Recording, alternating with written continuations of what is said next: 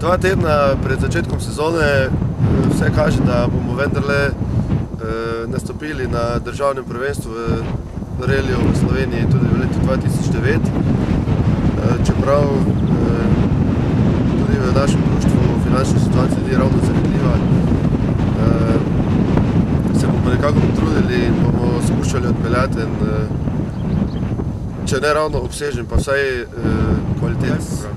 Jaz mislim, da na slovenskih dirkah bo potem vseeno več dirkačev, kot jih je teh 26, ki se odpravljajo na Lavantal. Čeprav že tudi Lavantal je bil nek pokazatelj kvalitete sezone in glede na, mislim, da skoraj 30% upad posadk iz lani na letos, lahko nekaj podobnega pričakujemo tudi na dirkah. V resnici povedano, kolebam med večjimi različnimi opcijami. Želja je, da prodam Subaruja. Če ne bom prodal Subaruja, je vprašanje, kaj ne naredim z avtom. Tudi s tistim imam neke plane. Z Marakom sva načelno dogovorjena za izvedbo sezone, ampak nekako se ne morem znebiti občutka, da tudi tu lahko še nekaj pade v vodo. Razen tega pa tudi vtis z Dakarja še nisem pozabil in bi mogoče še najraje odšel tja, ampak predračuni za to dirko pa so za trenutne razmere res previsoki in mislim, da se do začetka maja sploh ne bomo vadili s tem.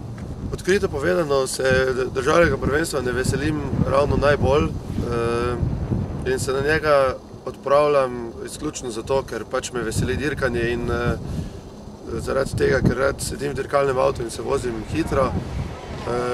Seveda, če bi bilo po moje, bi si izbral drugačen program, ampak žal pač ni vse v mojih nogah in nekih odločitev ne morem sprejemati. Lahko povem edino iz svojih izkušnj, vedno, ko sem bil na zimskem treningu, sem bil naslednjo sezono potem malenkost hitrejši, tako da če je bil kdo na zimskem treningu, mogoče pride kaj bliže. Ti si bil letos? Jaz sem bil. Jaz sem bil in je bilo fajn. Bil sem pri Gassnerju, nekje tam predalpski Avstriji. Kaj pa tako recimo cilj za naprej, je sploh še možno, to, ki si prej rekel, napredovati karkoli? Odkrito povem, da ne morem računati na cilje, če podjetje ne znajo planirati niti kakšne prihodke bo imele in kakšne stroške.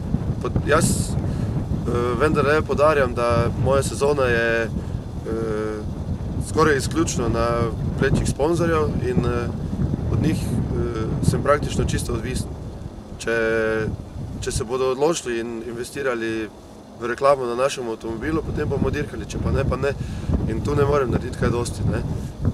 Ljubezen do dirkanja mi sicer ne bo minila, ampak tako zaljubljen, da bi zapravil 100.000 evrov za sezono, pa vse na Sloven. Za nobenega Slovenca ob takem načinu dela ni možno, da se kdaj prebije v sceno, mednarodno, če ne bo sam investiral in se po enem letu z Mitsubishijem doma odpravil na 2 tedna treninga na Finskem, potem pa šel v eno ekipo in dal 20.000 evrov za testiranje in potem, če bo tista ekipa dobre volje, bo rekla, prinesi rentno celo leto, pa kaj bo, drugače pa ne bo nič.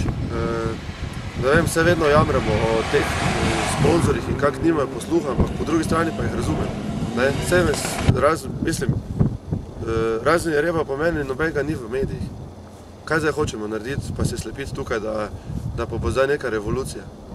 In tudi zadnjič sem že povedal, v avtomeniji je rebo po meni se ne splača delati na komercializaciji celotnega športa, če imamo mi dva potem manj od tega, kot pa imamo zdaj. Da ne bom v taki formi, da bi se mogoče lahko vsaj približno pomeril z njimi na Saturnusu, predvsem zaradi tega, ker bojo oni že spet odpeljali 3 ali pa 4 dirke, meni pa bo to druga dirka z avtomobilom in kljub temu, da bom imel poznavanje domačega terena, najverjetneje bom imel hude probleme ostati enako hiter kot oni. Čeprav to v nobenem primeru ne pomeni predaje vnaprej, napadal bom na vso moč, pa pač bo kaj bo. Ampak definitivno je, da bi me letos zmaga na Saturnusu bolj zanimalo kot naslov državnega prvaka.